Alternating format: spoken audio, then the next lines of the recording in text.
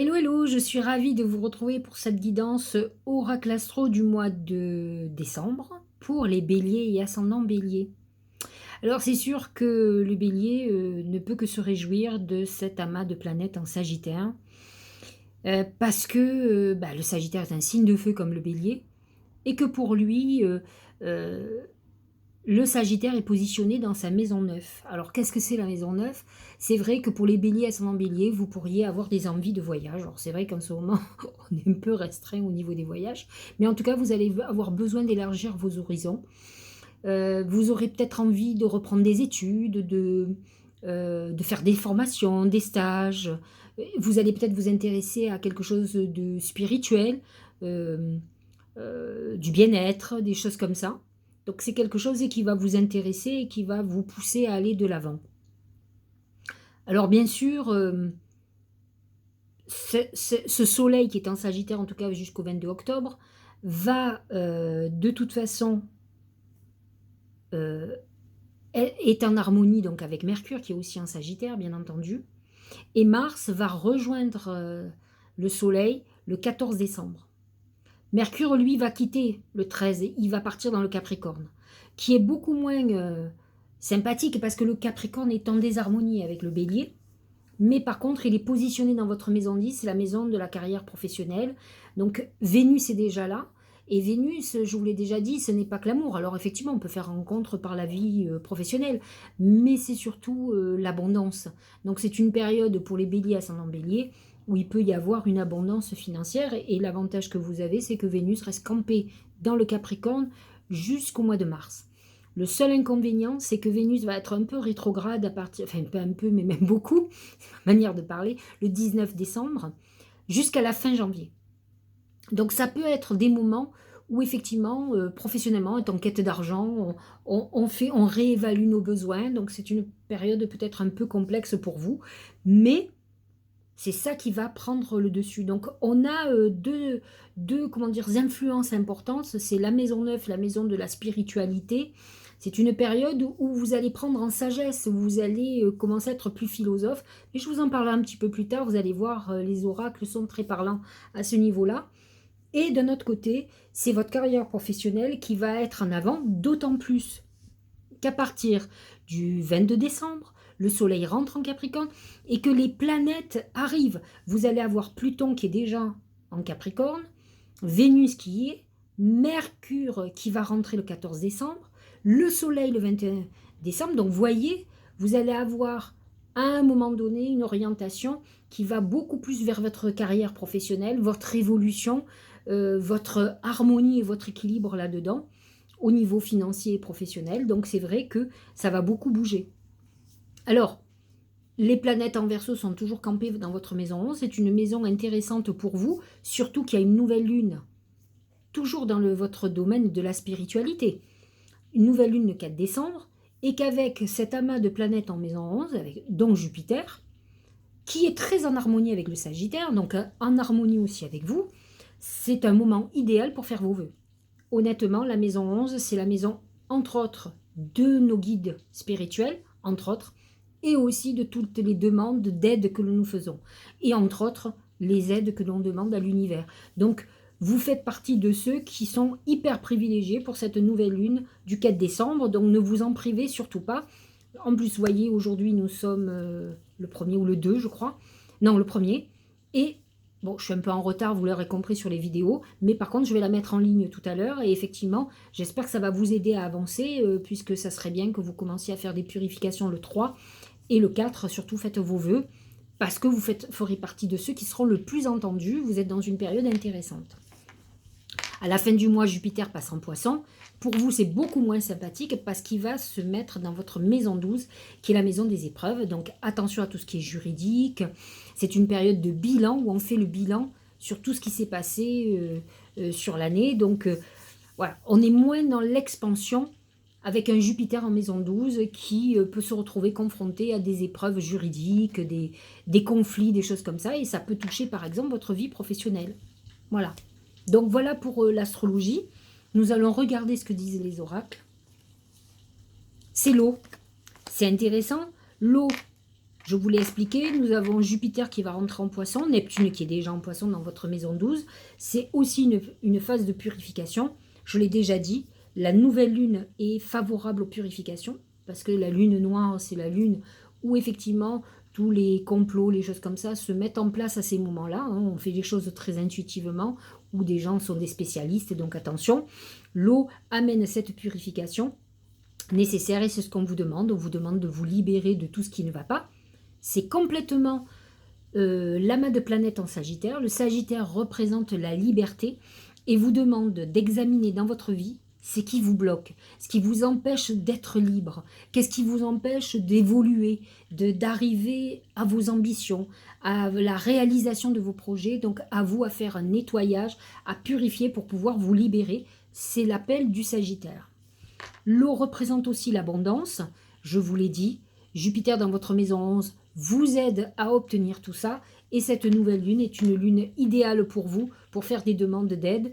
Et l'amas de planètes en Capricorne amène, cette Vénus surtout dans votre maison 10, amène une abondance d'activités professionnelles, d'argent aussi, même si ce n'est pas la maison 2, ça amène, comment dire, une évolution professionnelle importante, mais qui peut aussi passer par une phase de crise. Donc attention, parce que l'eau amène aussi cette purification. Voilà pour le général. On va parler travail. Alors ben justement, c'est l'anneau. L'anneau, c'est l'engagement. Je m'engage ou je me désengage si c'est un aspect négatif. Donc, vous êtes dans une période d'engagement professionnel, nouvelle activité, nouvelle association. On démarre un projet nouveau. C'est vrai que ce qui est difficile pour les béliers, c'est de faire des actions sur le long terme. Là, j'ai l'impression que vous avez bien sûr de l'enthousiasme parce que c'est vous, ça, hein, c'est ça. Mais malgré tout, on est dans un engagement beaucoup plus long terme. On a compris que de toute façon, ce qu'on mettait en route n'allait pas se faire comme ça en un claquement de doigts. Donc attention aussi, je vous ai parlé tout à l'heure d'une problématique souvent conflictuelle et juridique qui arrivait pour la fin de l'année. Et Neptune est déjà là où on peut avoir des déconvenus, des trahisons, des choses comme ça. Donc il n'est pas improbable aussi qu'il y ait un désengagement professionnel, que ça soit une rupture de contrat. Alors une rupture de contrat... vous savez comment on dit, une conventionnelle, donc ça, ou une désassociation parce qu'on est en désaccord et qu'on a l'impression d'avoir été dupé. Donc voilà ce qui se passe au niveau professionnel et financier. L'engagement, l'anneau peut être aussi un engagement financier vis-à-vis d'associés, vis-à-vis d'un investissement que l'on va faire. Donc on est dans cette phase-là. Au niveau de l'amour, c'est le chien. Le chien, c'est la notion de fidélité. Donc c'est plusieurs choses. C'est un questionnement de fidélité dans le couple. Alors, vous pouvez être avec quelqu'un qui est très sincère ou alors avez-vous un doute sur la sincérité de la personne. Mais le chien représente aussi un engagement amoureux avec quelqu'un qu'on connaît déjà, avec qui on a une relation plutôt amicale au départ. On est dans une amitié amoureuse qui n'est pas trop le bélier en principe, mais pourquoi pas, avec Jupiter en maison 11 et Saturne qui est toujours en maison 11, qui est la maison de l'amitié, effectivement, on peut avoir une rencontre sentimentale importante qui est au départ une amitié de longue date ou une amitié que l'on a régulièrement qui devient une histoire amoureuse. Au niveau de la santé, c'est l'encre, c'est plutôt pas mal. Alors, l'encre représente quand même la stabilité, une phase où on est vraiment en accord avec soi et en accord avec sa santé. Je vais mettre 2 bémols. Tout d'abord, le bélier est un signe très angoissé de nature, qui peut se faire beaucoup de mal à lui-même par ses angoisses. Et donc ça, c'est la première chose. Donc à vous de trouver la paix pour justement avoir cet ancrage. Mais il faut arriver à effectivement beaucoup de sagesse. Et normalement, les planètes en Sagittaire vont vous amener à vous tourner vers une philosophie de vie différente, peut-être à pratiquer la méditation pour vous apaiser. Et c'est indispensable pour trouver votre équilibre parce qu'autrement, vous n'y arriverez pas. Et il faut savoir que le bélier, c'est Mars, c'est l'énergie, avec les hauts et les bas. Donc des moments où on a beaucoup d'énergie et des baisses d'énergie très importantes. Et quand on a ces baisses d'énergie, on est dans une période où on peut faire une dépression, où on peut être dans le down, comme on dit. Hein. Donc l'encre vous amène à trouver ce juste équilibre, mais autrement, mis à part psychique, il n'y a pas vraiment de problème. Par contre, Neptune en maison 12, en poisson, peut amener des problèmes effectivement viraux, des problèmes d'empoisonnement, des problèmes circulatoires, des problèmes rénaux. Donc attention, l'encre vous demande de trouver l'équilibre, c'est-à-dire de régler vos problèmes. Dans tous les cas, vous pourriez être en épreuve au niveau de la santé, avoir une hospitalisation, mais ça peut amener aussi un enfermement psychologique ou des soucis psychologiques où on soit obligé de suivre un traitement à ce niveau-là. Donc l'encre suggère quand même qu'on va arriver à une phase d'équilibre à ce niveau-là, au niveau psychologique en tout cas. En tout cas, c'est ce que je vous souhaite, mais je pense que vous allez œuvrer dans ce sens parce que c'est aussi une prison. Et la maison 12, c'est la prison. Je vous disais tout à l'heure, le Sagittaire vous pousse à vous libérer et peut-être avez-vous envie de sortir justement de cette prison psychologique. Vous avez envie de vous sentir plus léger et plus libre, léger ou légère bien entendu, et c'est ce que vous allez faire. Voilà pour l'oracle symbolique du mar de café. Que nous dit le Tao? C'est l'éveilleur. Alors, je vous lis ce que nous dit ça. Choc, crise, bouleversement, inspiration de craintes respectueuses, importante modification du pouvoir, imprévisibilité, réveil en fanfare. Fondamentalement, ça représente deux choses. Cet éveilleur, comme vous le voyez, c'est la foudre.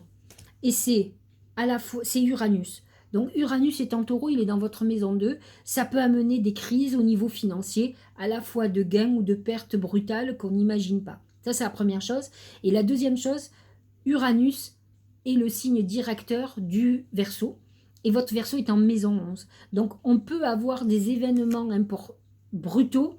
Ce qui est positif, c'est que quand même, on sent que vous allez être accompagné, que vous allez avoir des personnes sur qui vous pourrez compter.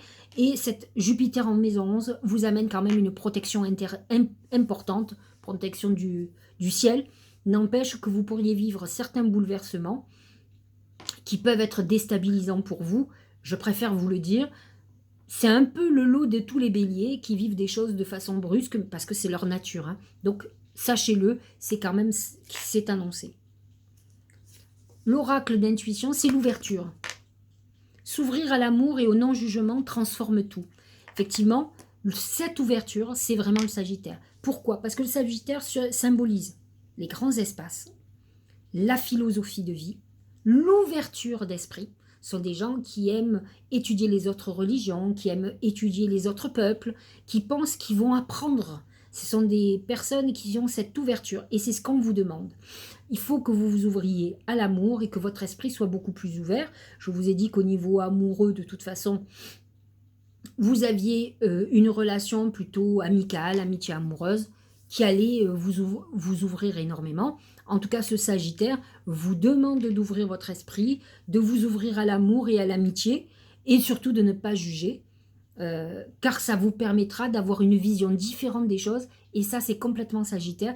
Le Sagittaire a une vision très large des choses, et pas obligatoirement restreinte, au contraire. Et donc il a une compréhension intéressante des choses, avec toujours, Sagittaire c'est Jupiter à la base, hein, donc c'est avec quelque chose de juste, d'équitable. Il cherche à avoir toute objectivité, et bon, même s'il est parfois excessif, il essaye d'avoir cette vision juste. Deuxième oracle d'intuition, regardez comme les oracles parlent toujours dans le même sens de ce que je vous ai déjà dit. La liberté. Deuxième symbole qui représente le Sagittaire. Donc cet amas en planète, c'est surtout cette première moitié de mois, hein, jusqu'à peu près, bon, Mars est en Sagittaire à partir du 14 décembre, mais nous avons Mercure jusqu'au 13, et le Soleil qui est là jusqu'au 22. Donc, c'est un des symboles du Sagittaire, c'est cette liberté. C'est ce que je vous disais tout à l'heure. L'eau vous demande de vous purifier pour trouver votre liberté. Voyez ce qui bloque encore votre vie, qui vous empêche d'être épanoui, et c'est ça qu'il faut régler. En tout cas, c'est ce qu'il vous demande, de trouver votre liberté. Liberté de l'âme, être soi-même, abandonner les liens du passé, se libérer. C'est le message du Sagittaire, et c'est aussi le message du Verseau, qui est dans votre maison 11. En tout cas, vous rentrez dans une époque où il faut que vous suiviez cette énergie, parce que je pense que vous avez encore certaines choses qui vous empêchent d'être heureux. Et certainement, ce sont ceux qui ont ces hauts et ces bas psychologiques, ou cet enfermement psychologique dont je vous ai parlé, dépressif, etc., qui comprendront que ce sont eux qui sont les plus touchés par ce message. C'est-à-dire qu'on vous demande de vous libérer. Les autres, peut-être, ont déjà avancé dans ce sens-là, ont déjà fait certaines choses qu'il faut faire. Mais ceux qui sont encore dans ces périodes de prison intellectuelle, de rumination du passé, de conflits intérieurs et de conflits avec les autres, doivent trouver cette liberté, lâcher prise, passer à autre chose, arrêter de vous enfermer dans le passé. Il n'y a que vous qui pouvez faire ce travail-là. Alors, c'est l'oracle de Denise américaine, Wisdom, ça veut dire sagesse. Troisième symbole du Sagittaire. Le Sagittaire, c'est la philosophie de vie, c'est l'élévation vers le haut. C'est-à-dire qu'il pointe sa flèche vers le ciel parce qu'il croit en certaines choses, il croit aux étoiles d'abord, et il a la foi en quelque chose de supérieur, et cette sagesse spirituelle. Donc c'est ça que vous allez gagner en sagesse, vous allez gagner en spiritualité, vous allez avoir votre esprit, en tout cas qui va s'ouvrir à peut-être certaines conceptions philosophiques de vie qui vont vous permettre d'aborder différemment les choses et de vous libérer peut-être de jugements, de choses qui vous torturent. Il faut avoir certaines acceptations dans la vie pour lâcher prise. Si par exemple vous avez été trahi, on a tous été trahis, arrêtez de penser qu'il n'y a que vous et lâchez prise. Dites-vous qu'une trahison, c'est souvent la fin d'une époque. La plupart des gens qui sont trompés dans des couples, à part si vous êtes avec un cavaleur ou une cavaleuse, bien entendu, c'est qu'il y en a un des deux qui n'aime plus. Celui qui trompe, c'est qu'il vous aime plus. Donc de toute façon, c'est reculer pour mieux sauter, vous seriez séparés. Et dites-vous que de subir une séparation veut dire que involontairement, il y a une intervention divine quelque part. C'est parce que vous avez autre chose qui est pour vous. Donc essayez de voir le côté positif des choses. Une mort annonce toujours une renaissance. Donc voyez-le plutôt comme ça. Je signale que j'ai un ascendant Sagittaire, donc c'est ma manière optimiste de voir les choses, mais ça a toujours bien fonctionné. Donc à 55 ans, je peux dire que cette philosophie de vie m'a toujours aidé à avancer. Donc voyez que quelque chose de négatif peut cacher quelque chose de très positif. Le négatif, le fait de prendre les choses négatives, c'est notre vision des choses sur le moment, parce qu'on met de l'émotion, on met de l'ego, on met de la fierté, de l'orgueil, de l'amour aussi, qui devient une haine ou une colère. Si on prend du recul et qu'on regarde avec un regard extérieur, on va avoir une vision différente parce qu'on ne met plus de sentiments dans l'événement. Et c'est ce qu'il faut que vous fassiez. Dernier messager de l'âme, c'est se remettre en question. C'est ce que vous demande le Sagittaire, il vous demande d'ouvrir votre esprit et d'avancer. C'est très important avant que vous rentriez dans la saison du Capricorne, de faire tout ce travail, parce que les énergies vous accompagnent, les énergies du Sagittaire, c'est des énergies très positives. Donc à vous de gober, de vous imprégner de ces énergies pour rentrer dans une sagesse qui va vous permettre de sortir de vos angoisses naturelles, de vos ruminations, des choses comme ça. Alors, se remettre en question. Te poses-tu la question de savoir si tes actions ont une incidence sur ta situation actuelle? En gros, on vous demande de regarder si vous n'êtes pas la cause de tous vos malheurs. Sur ta situation actuelle ou le conflit que tu vis. Il est maintenant temps de le faire. Repense à tes agissements et évalue ta part de responsabilité. Vous voyez, j'avais pas lu la suite. Exactement. Souvent, on pense toujours que c'est la faute de l'autre. Voyez plutôt quelle est votre part de responsabilité dans la situation. Ne pensez pas toujours que c'est l'autre. Même, on parlait tout à l'heure de tromperie, de trahison. Pourquoi êtes-vous trompé? Qu'est-ce que vous avez pu faire qui a pu faire qu'on puisse ne plus vous aimer? Réfléchissez à ça. C'est une manière non pas de pardonner, de comprendre. Je pense que dans la vie, on peut tout accepter quand on comprend. Moi, j'ai besoin qu'on m'explique les choses pour que je puisse passer à autre chose. Ou en tout cas, même si on ne me les explique pas, il faut que moi, je les intègre. Voilà. Donc, il faut se poser les bonnes questions avec un recul, comprendre la situation de l'autre. Mettez-vous à la place de l'autre aussi. C'est important. Voilà. Donc, beaucoup de sagesse dans ce mois de décembre qui va vous allez être imprégné de ça. Et au plus vous irez dans cette voie-là, au plus vous allez aller mieux.